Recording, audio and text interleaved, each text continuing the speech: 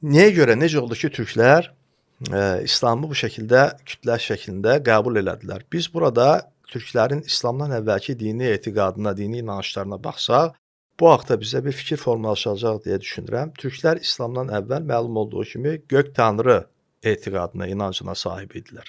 Məsələn, İbn Fadlan belə bir məlumat verir. Deyir ki, mən də Oğuzların arasında olduğum zaman bunu müşahidə elədim ki, bir Oğuz, bir Türk bir haqsızlığa məruz qalanda, ədalətsizliyə məruz, zülmə məruz qalanda üzünü səmaya tutub bir tanrı deyir. Çünki gök tanrıya inanırdılar. Hər yerdə olan tanrıya yox, göydə olan tanrıya inanırdılar. Bu, bilirsiniz, İslam dinində də uluv etiqadı ilə örtüşür. Yəni Allahın Mülk surəsi 16-17-ci ayələrdə deyildiyi kimi, türklərdə də tanrının, yaradanın səmada olduğunu, səmada olan bir olan Yəni tanrı. ucalıqda, yüksəklikdə. Olduğuna inanırdılar.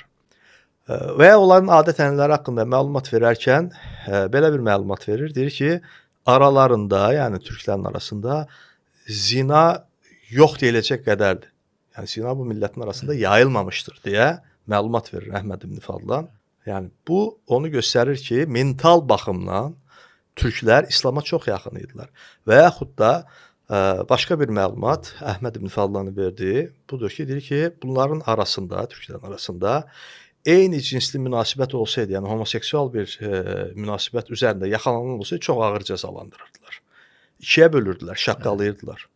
Yəni deyir, iki elastik ağacı əyib, ayaqlarını bağlayıb, sonra buraxırdılar və adam bu şəkildə və yaxud da sözə etibar eləmək.